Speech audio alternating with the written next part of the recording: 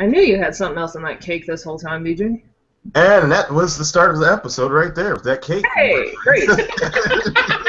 We knew we'd get a drug reference in, and we did. All right. What's up, guys? It's another episode of Off the Post, and I'm your host, DJ Redcap. And this day, we're doing stuff with the Spirit Squadron, so we know it's going to be a fun, wacky time. We'll introduce everyone, and Jake's here too, so I guess he has to deal with everyone. So we'll see if he likes the Spirit Squadron after this. But let's start with Jake first. What have you been up to, Jake? Well, it's my last day of paternity leave. Well, I'm using vacation days, but I'm calling it my paternity leave. So, back to work tomorrow. Hopefully get a good night's sleep in one more time. But that's it, really. Just chilling at home with my wife and my baby. Oh, that's fine. Well, the best way to solve that is to have another kid. All right, Jim, let's go on to you. What have you been up to, Jim Girl?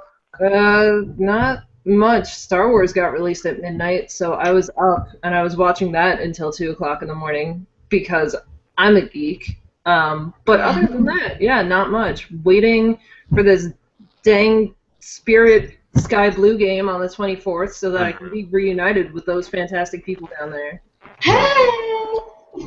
That's funny, because I'll actually be there too for some reason. Oh, I guess I'll see everyone too then. Yes, you get to deal with the DJ Redcap. And is that why you were calling me Boba Fett? I was wondering why that was. By seeing that in the chat for a second, I didn't really pay attention to it. Like, I didn't read it. When you have a chance later, check out the image that went with that, and you'll understand. Oh, God. All right, then. Let's get into introducing the Spirit Squadron. We'll start with you first, Megan, since you're in a box by yourself. How are you doing? Hi, I'm Megan. I am the co-founder and co-president of the Squadron, and I've just been trying to get everything situated for the season, shirts and scarves and all that, so I'm pretty excited. Nice. We're glad to have you on. Now let's go to the box with the two people, the fun box over here, I'm guessing. Fun box. Chris and Jim, what's up? How have you been? We're often referred to the fun box. Thank you. Nice. And we're glad to have you guys on, so this should be a good time, right? All right, guys, if you want to say anything to any of the panelists, the Spirit Squadron, or us, you can use the hashtag WoSoTalk. If you would like to learn some of my secret baking instructions, use the hashtag DJ Redcap, as always. We'll get into the Spirit Squadron stuff right now. Hashtag's going to catch on pretty soon. I haven't got anything yet, but I will soon. We're going to actually let the supporters talk first, talk about their supporter group. So this will be all about them.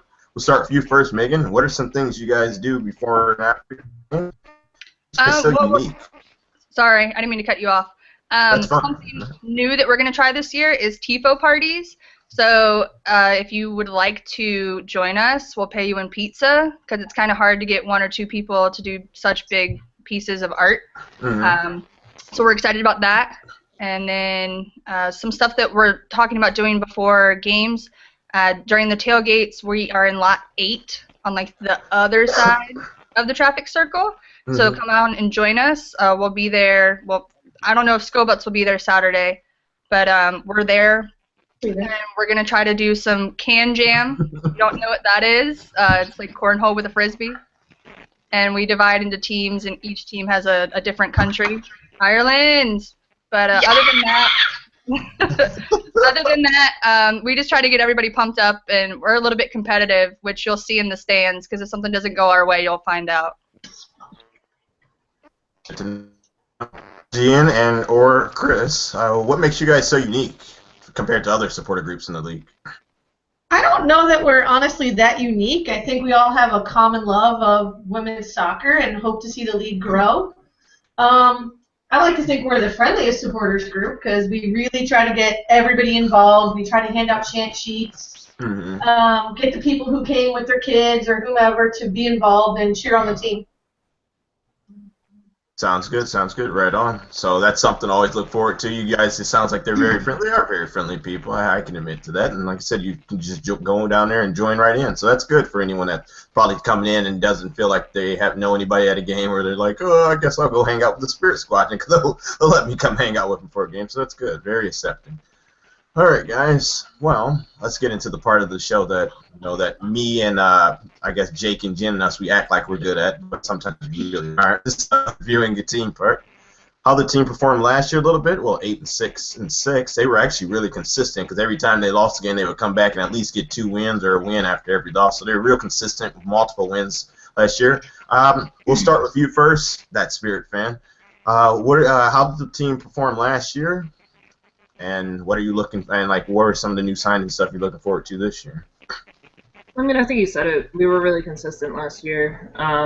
You know, we had one home loss. It was the last home game of the season, and it broke all of us. And that's the story of my life with the Spirit. I love them. I can't quit them, but they break my heart every season. So, you know, that's how it goes. You understand that as a Sky Blue fan, DJ. Always. Oh! No, it's true. It's true, though. It's true. I didn't feel bad about that. It's very true. Yeah, no, I mean, we made it to the playoffs, which is always great. We always love getting there. I would have loved to see a Seattle-Washington final. I think it didn't play out that way. I would have rather that been the last game of the season, but obviously Kansas City won and Seattle didn't, so that was never going to be an option anyway. But regardless, yeah, this upcoming season, I think I'm kind of looking at the same thing again. You know, we have Gabara back in Washington now.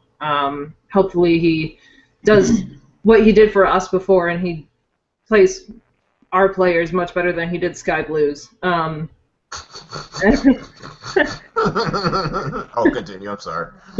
Shots fired on PJ. I'm sorry. But Gabara did do good things in Washington, and he's familiar with the area. He's familiar with a lot of the players. So I'm looking for a lot of that consistency again. As far as new players and stuff, it hurt to see Tiff get waived. I think that was rough, especially considering what had just happened. And I know you really can't take that into consideration. It was a business decision, not a personal decision. But it was still it was really unfortunate to watch that happen. I'm not happy that he traded Angela Salem either, but again, his business decisions. New people that we obtained, however, you know, I'm kind of, I don't know. Me with the goalkeepers. Always goalkeepers. I'm always looking for goalkeepers to stand out. So, you know, Kelsey Weiss jumped up for us last year big time. Like, huge when Ash wasn't there. So, Kelsey Weiss is huge, and I'm hoping that Steph can kind of take that into account and learn quite a bit from Kelsey Weiss. Farku Harson, if I pronounced that correctly, no promises there. But, you know, we have some dynamic forwards to begin with, and then you add someone like that to the mix, and you're adding more speed, more dynamic ability. And I think at this point we're all going to assume that Crystal Dunn will be part of that Olympic roster, so we're going to need someone to bring that dynamic ability up top when she's not there, someone that can combine with like a Franny Ortega or whatever and keep pushing forward and keep getting that speed in, because I personally, and I'm going to take some flack for this, but I'm not sure we would have made it as far as we did had Crystal Dunn not performed the way she did last season. So we're going to need someone decent to fill that role while she's gone. Who else did we get? We got Stengel. We got Katie Stengel, who's another really fantastic dynamic forward. So that'll be really fun to watch. I think I'm excited to see what kind of combination play we can get, because our defense has always been solid with the likes of, you know, Megan Oyster back there, Allie Krieger when she's present, Tori Huster. So I'm excited for the combination play between our D-line and then our dynamic midfield with, you know, Christine Nairn, Joanna Lohman, all of those guys in there, because we all know Nairn, just get her the ball and she'll freaking lob the thing from whatever distance and score a goal. So just watching those three lines move the ball, I think, is going to be key, and it'll be fun to see how all of the new players fit into that. Right on. All right, Jen and Chris, what new players are you looking forward to? And if you want to, you can talk a little bit about how you guys thought last season went. First of all, last season was great, except for when we weren't at home, because when we were at home, we won all but We won or tied all but one game. We don't talk about that last game. When we were on the road, we only won twice. So we were sort of like the team that was Jekyll and Hyde last year. When we were home, we were great. We played pretty well. We'd go on the road. We'd play not so great. So I feel that it's definitely our benefit this year if we can become more consistent both home and away. So last year was just so frustrating every time we were away. Unfortunately, we played the away playoff game in Seattle, and we all know how that went. So, but that was last year. Now let's talk about this year. I think Shayna Williams is going to be huge. In this the inter-squad scrimmage last week, she was so quick on the ball. I feel like she needs to be a little bit more selfish because she passed up a couple really clear shots or things that could have been good opportunities, and she dished the ball off to Crystal and a couple other folks. I'm really excited about Benini being healthy, to be honest. I think she gives us another set of really quick legs, and she's so creative with the ball. Her feet are ridiculous. Nairn, we can talk about Christine Nairn for about 5 hours. And I think, Joe Loman's leadership mixed with Tori's leadership is huge. It's going to be fantastic. And I think one of the most underrated defenders in the league has been Megan Oyster. She should have gotten Rookie of the Year last year, but defenders never win awards. Just ask Becky Sauerbrunn about that. Right. So I think we've got her holding the fort down when Krieger's called up for Olympic training. So I think we're going to be in pretty good shape this year. In terms of the goalkeepers, I personally don't think we lost that much in the offseason. We have two great keepers with Weiss and LeBay, and, some people are a little upset that we lost Harris, but I'm not one of them. I think this is our strongest group of goalkeepers since the squadron started, to be honest. I think strong duo. The strongest duo, yeah. I mean, I feel like Kelsey was ridiculous last year, and like Jen said, if LeBay can just kind of feed on Kelsey's experience and what she learned about playing at the Plex last season, I think it's going to be amazing. I really do. Right on, right on. Yeah, it's funny with Oyster. I remember when she was on, I even told her, I was like, you're having a great season. I think you're going to win Rookie of the Year. And then actually she didn't. I almost felt shocked and disappointed about the whole thing. Oh, did we? Yeah, it was a shame, really. She was having such a great season, so that was a screw job. But, yeah, like I said, it's good to hear that you guys, I appreciated your season, so to speak, at home. But then away, it was like a struggle. It sounded like a little bit. But it's funny, though, that you, I think Jen said this, Jen Carl, that the Seattle Spirit final, you wanted that as a final. I think a lot of people actually echoed that weren't even Spirit or Seattle Reign fans. They just wanted to see those fight in the final. No, I wanted to, actually, to be honest. So, good. All right, let's move on to players to look out for this season. We will start with you, Megan. What are some players you're looking out for this season? I've always been a big Ortega fan, so I think she's just so feisty. I mean, we all remember that nutmeg that she had on Portland last year, which was amazing. So I'm excited about her. Like they said, Benini. And basically, I love watching Nairn make people look stupid, so that's always fun. And Stengel, I'm pretty sure she scored in the UVA game in between Benini's, but I'm just excited to have a full front line of forwards who are healthy. Jinx, knock on wood. Because I was gonna say I knocked on wood. Anyway, I think it'll be nice to have the forwards, and then I'm really excited. Caprice Didasco, she's been on point this preseason. She's stepped up a lot since coming back from Australia, and so I'm excited to see what minutes she gets on the field. And I don't know if anybody mentioned it yet, but Zadorsky, when we were at the preseason game versus Penn State, she was hyping up the players on the field and shouting at them and was like, okay, let's go Spirit and all that stuff. So I think they're going to need that on a back line when she's there, because if obviously Krieger's gone, she's usually the more vocal of the teammates. So I think that'll be good. And then if Williams does get on there and pairs with Franny, then I think that'll be a really good combo, because they're just going to wreak havoc on somebody else's back line. All right, Jake? Yeah, I definitely am on board with the Zadorsky signing. I think that she's the one to watch for along that back line. I think she'll slot in really well with Megan Oyster. So I thought she did fantastic last year. Her and Whitney Church, both rookies, and You know, a lot of times defenders need a little bit of a transition period when they enter the professional ranks, and they slotted in seamlessly, it looked like. So definitely Zadorsky, you know, I was impressed with her in the Olympic qualifying tournament. I'm excited to see Diana Matheson for a full season. She was injured at the beginning, I believe, with her ACL. And I think that she's, I don't know if it's just because of her size and just the way that she plays. I don't know. It's just fun to watch. And I'm excited to see her back out there. In terms of Whitney Church, I actually had a question for the squadron people. It was mentioned that she slotted into a defensive midfield role in the first couple scrimmages. Is that true? And do you think that that's where she's going to end up this season? I was gonna say, did you say like? Sorry, it kind of cut out. Yeah, you cut out a little bit. Oh, sorry. Yeah, did she slot in at D mid, or do you guys project her to be out at right back again?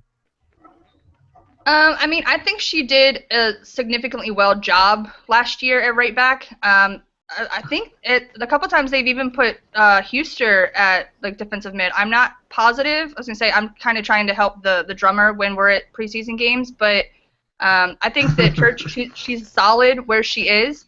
So I think that they're just gonna definitely try her in the mid, and then if she isn't obviously doing that great, I think they'll try to push her to the wing. But I didn't get to pay that much attention to her during the preseason game. I apologize.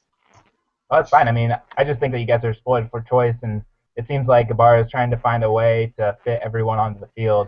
You know, and last season it was Krager who was pushed into, into midfield, and Church slotted in defense. So, you know, defensively, I think you guys are going to be fantastic. Another year under the belts of Didasco and Oyster and Church, and then they add in Kleiner, who seems to be doing well. Yeah, you know, and she's quick. Like her. She's definitely really quick. I guess I got a question real quick because I'm glad you brought that up, Jake. Either of you of the Spirit Squadron can answer this. What did you guys think about the whole Krieger being pushed to that midfield role? Did you guys like it, or you really didn't care for it? Personally, I was not in love with it. No. I think we all kind of were. I think leave her where she's amazing. No, I agree. Like I wanted to, like what Jake said. You know, I think Ibarra's doing a great job of just being really creative with the people that he's putting, the combinations he's putting on the field. That's pretty exciting. Where I feel like, as much as we love Mark, last year there was kind of we were stuck in certain combinations, and I feel like some more flexibility. You know, a flexible mindset is going to be an exciting thing for us. Folks who don't usually play together, we're already seeing it in the preseason, and they're starting to gel. I think another issue is the fact that, you know, with the Olympics coming up, we're going to be losing Krieger, we're going to be losing Zadorsky, so we need to find some people that can be either a midfielder or a defender. So I think Church might play a little bit of a flexible role, depending on, you know, who's available and who's off at international camp. So, good answer. All right, thanks a lot. All right, now this is the part of the show that I always love. It's where we predict where a team's going to end up. Usually supporters say first place in championship, but we know not every team's going to end up first place in championship. Or we're also not that naive. They'll pass out little orange slices at the end of all these games. So let's see where the supporters say the team will end up, and then I'll tell you where I think they're going to end up and how they'll do this season. Well, let's first start with you, Jake. Where do you see the Spirit ending up this year? Well, I think with the consistency they have with their squad, you know, there's not a lot of turnover that hasn't been replaced well. So I kind of think they're right on that 3, 4, 5 spot bubble, and I think they'll make it just based on their defense, you know, being as solid as it was last year. I think it'll improve this year and push them over the edge. So we like you, Jake. Yeah. Good man. Good man. Let's go to that Spirit fan. Where do you see your team ending?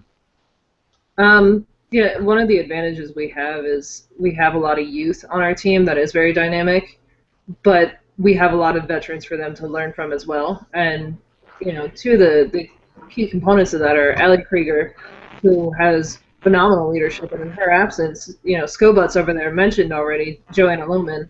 You knew I wasn't going to get through this whole show without plugging her at least once. I was going to wear my jersey, but I thought that would be overkill. I am wearing. I was gonna wear mine too, actually, but instead I opted for my Darth Vader onesie because it's warmer.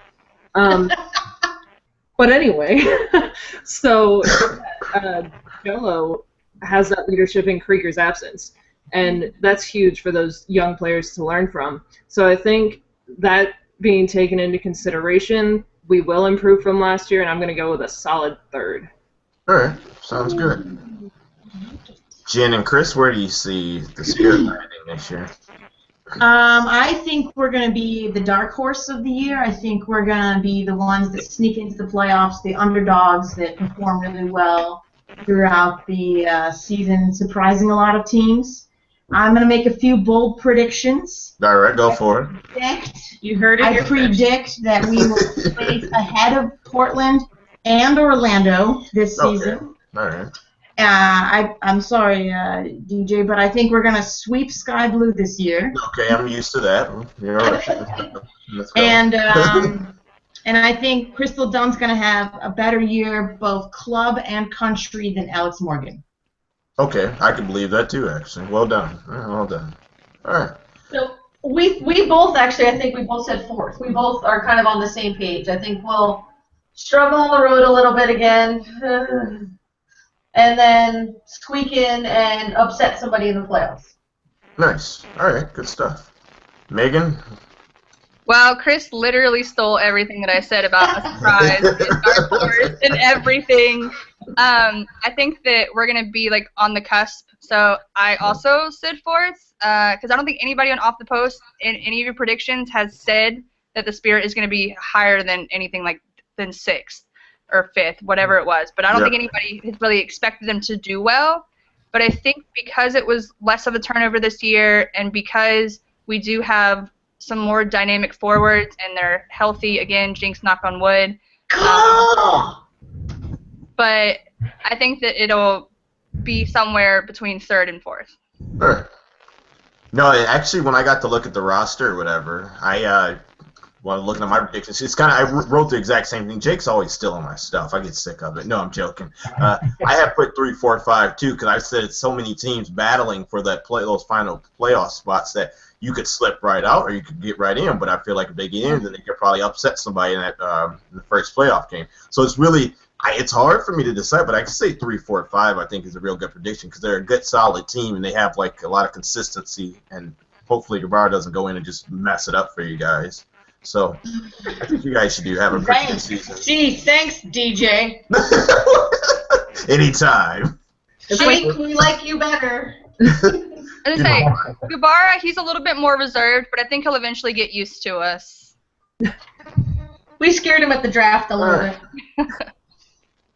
Well, we're playing for the 10th position and a first-round pick, so I could care less about anybody else in this league. So anyway, thanks a lot, guys, for having us on. Let me just make mention. There's a U.S. Women's National Team game. We didn't really get to preview it or review it much. We'll do that this Saturday with Orlando Spotlight, which has no Orlando supporter. So we'll spend a lot of time on the U.S. Women's National Team games. So they're going to be the only club without a supporter. So yay, Orlando! So other than that, I guess we'll go to you first, Megan. Is there anything else you want to say about anything else, Megan, you want to say about the Spirit? Yeah, I was gonna say we sit in section 117 in the away stand. So come sit with us. Like we said, we're very including. If you come at a tailgate and we're a little bit preoccupied with Can Jam, we will stop and like say hey to you. And also, we are going to Sky Blue for April 24th. We have tickets on our Ticktail account if you want to sit with us. I believe we're in Section 2. So the cutoff for that is April 10th. And obviously I'm wearing this in honor of Ocho. So that's all I got. Thank you. Alrighty. And Chris and Jen, any last words? Thanks for everything I was going to say. Alright, fair enough. We love Tiffany Weimer and we want her to come back. All right. Well, those are some good last words then. That we all got the feelings for Tiffany Weimer. I'll be seeing these guys pretty, I don't know, in a couple of weeks anyway, so I'll go hang out with them. And if their team is winning, I will sneak to their side and cheer with them. So it depends on who's winning that game and how bandwagon I'll be. It depends. They really hate me right now. I'm going to catch Come on. All right, let me wrap this episode up before I get any more. You know, guys, this is another episode of Off the Post. I'm your host, DJ Redcap. And we have to teach these supporters how we leave each episode. So, Jake, Jim, tell them to raise that right hand and put it right in front of the camera. And then you wave goodbye like you just don't care. All right, guys, we'll see you for the Orlando blah blah next episode. See ya.